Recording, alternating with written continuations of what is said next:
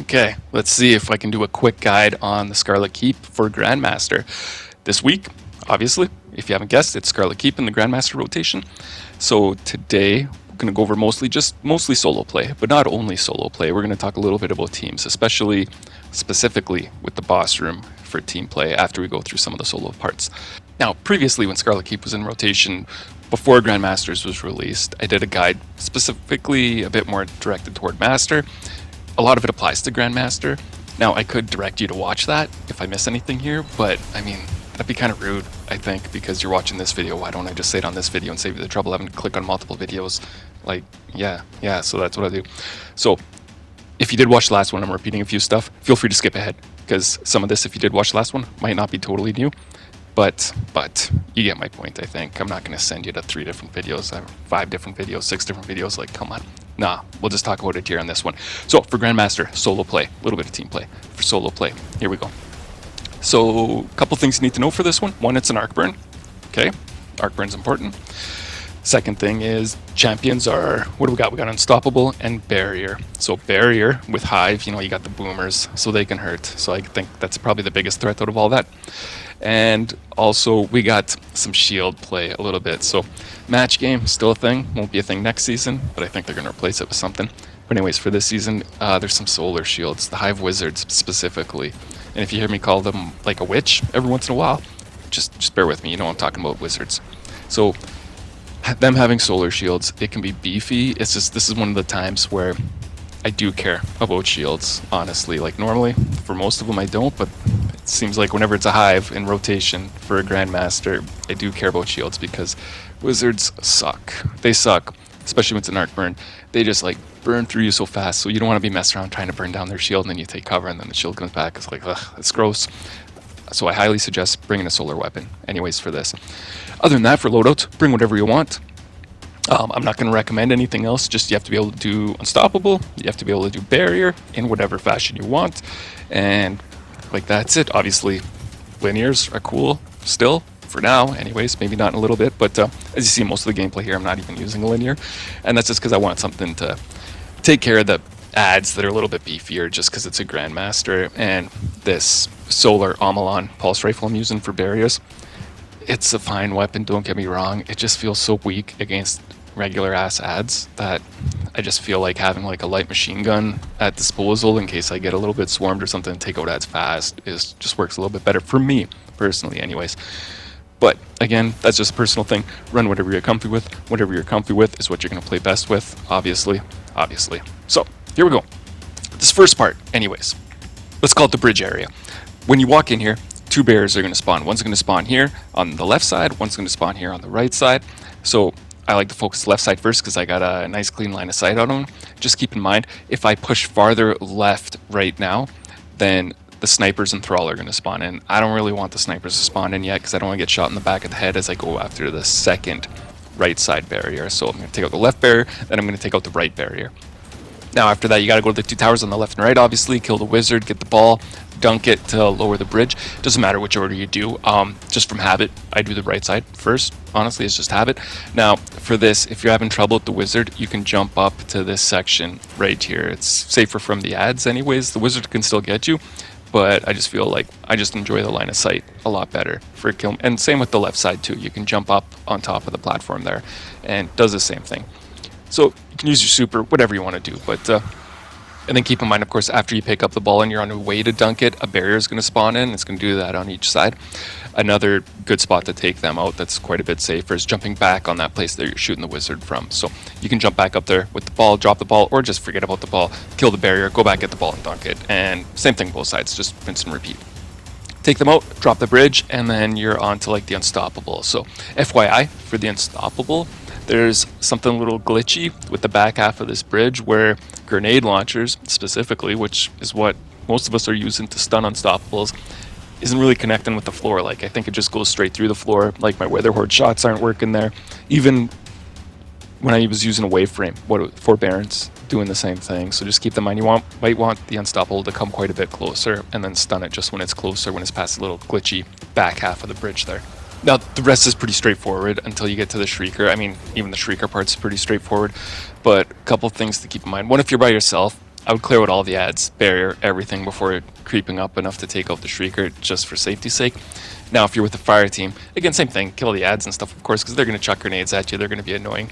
But you can have one of your buddies run up here to activate the Shrieker, and the rest of you can be farther back to shoot it from a distance just while the Shrieker's open, which is when you're in a team, and if you want to be safe and casual, which why not, because it's stress-free, that's usually best course. Send one buddy up there to be like the bait, anyways, maybe a friend on your fire team you like the least, have him open the Shrieker up, hopefully he lives, and then the other two of you just kill the Shrieker while it's open.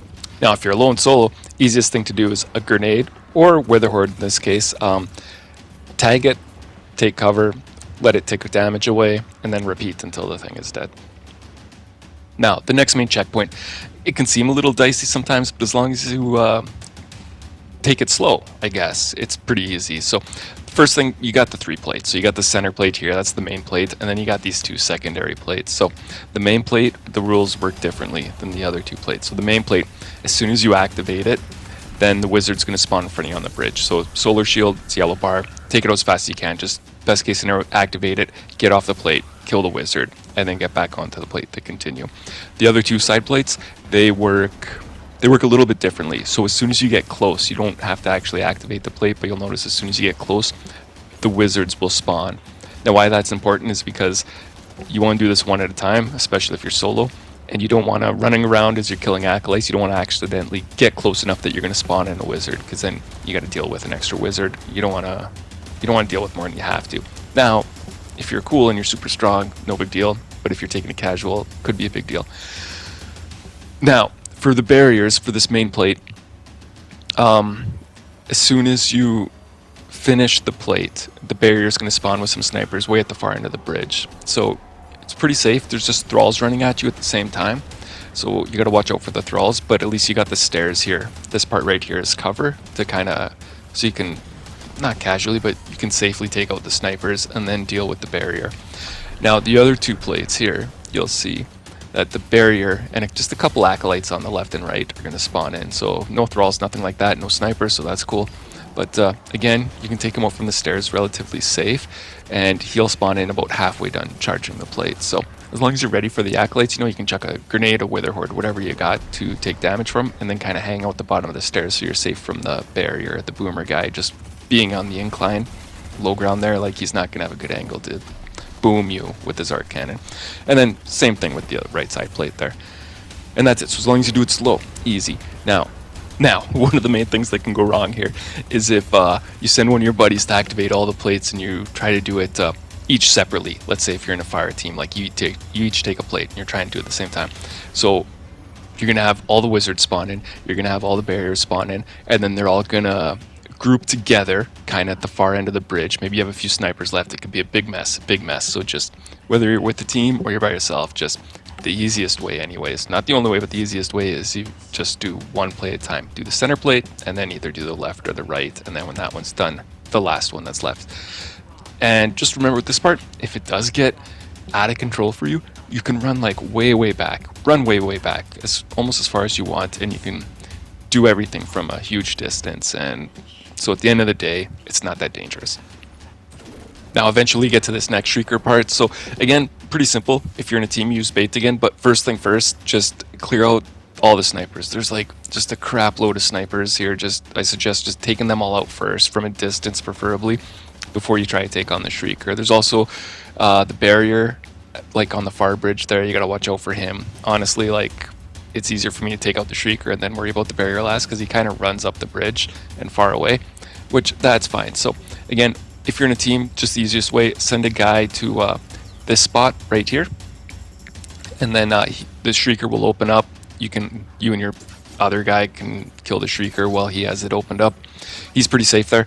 If you're by yourself, again, same thing. You can hide at this spot too, and you're safe from the Shrieker, and just try and tag him with a grenade. And if you have Witherhoard, like even better, just same thing as last time. Tick away till it's dead. Easy. Not super easy, I guess, but yeah, easy enough, I guess. Yeah. Now after that, just kill the last few barriers, kill the acolytes, and then you're onto the elevator part, which the elevator part is like super easy. Honestly, it's super easy, the elevator part. So there's just specific places you want to stand. So the first right up, you want to go to this left cover here. Now, of course, you can cheat. You can use the emote to hide your head inside the wall, and you're totally fine that way too. But if you don't have that or don't want to do that, just follow this order. So first right up, left-hand side, and you're like barely visible, and you can just go back and forth between the left and right side of that cover to totally avoid all the enemy fire. Now, second right up, you want to go to this one here. So from the main center door, you go this way. And then for your last right up, you're just going to take the center door. So the same door that the Unstoppable spawns on, that's the one you're going to take, and it's going to be the cover that's like directly in front of you, like right here. Okay. Now, if you're in a full team, you can definitely all fit, but I mean, with 3 people, you can also kill the acolytes, of course. It's just totally up to you. But again, super easy part, the elevator, nothing crazy. Just follow that order and you're 100% safe. Now, first things first, for the boss room when you're solo, now the cheese is gone, remember? So when the gate opens up, you can't run to the other side anymore. It just gives you out of bounds timer, and like, that's it. So back to the old cheese. And there is a cheese, it's barely a cheese. It's more of a place just to stand that's super safe. Now, kill the wizards, and then you're gonna run back to this spot right here, this pile of bones. And you can hide back here, there's a little ledge here. You're safe from the boss. You can shoot the boss from here and do whatever, you know. Now, with the boss phases, this is how it works. So when you take off this much health, a wave of like knights, like boomer knights and some sword knights and thralls are going to spawn in. So the boss is still going to be active though. It doesn't have its immune shield up, but these ads are going to spawn in. Now you have a choice. You can keep burning down the boss. That's cool. Just knowing that once the boss goes immune, the next wave of ads is going to spawn. Or if you want to take it a bit more casual and you don't really care too much about the time, you can pause damaging the boss and just focus on all the ads that spawned in, especially the boomer knights. Like they can be tough, you know, they're majors, orange bar, they're shooting arc, that kind of thing, so it can get a little dicey. So up to you. Now, after you take off a third of the health, right, the shield goes up and the first wave of ads are going to spawn, and it's going to be 2 yellow wizards, so solar shields, right? So solar's important. And then plus a lot of ads and some snipers are going to spawn in with this one. So just keep that in mind. After you clear out all the ads, the boss is damageable again. You can damage them. Once you're halfway through that next third, more hive knights and sword guys are going to spawn in. And then once you do the full third, right, so only got a third left, then that's when the Unstoppables are going to spawn in. So 2 Unstoppables and then a bunch of Exploder Thralls. That's it. So 2 Unstoppables, obviously dangerous. Exploder Thralls, not so much. So they're going to like to hang out in the center of the room anyway. So if you're in far back spot where the bones are that we're going to show, then you're pretty safe from the Exploders. It's just the Unstoppables you have to worry about, which again, not that big a deal now that we got like Unstoppable Grenade Launcher, right, and Wither Horde. No big deal. Now, at this point, after the Unstoppables and the Exploders are done, and I might add, you might want to do a run for ammo before you kill that last Exploder, just while the boss has the immune shield up. This is the time for ammo. Anyways, kill the last Exploder. Boss becomes active again. Burn the boss down. Now here, honestly, it's better. Like, more ads are going to spawn in halfway through, but the safest thing to do is just burn the boss down. Even if you're solo, you should be okay just to burn that thing down as fast as possible and just totally finish this thing completely. Right. I mean, to me, that's safer. Just get it done and over with.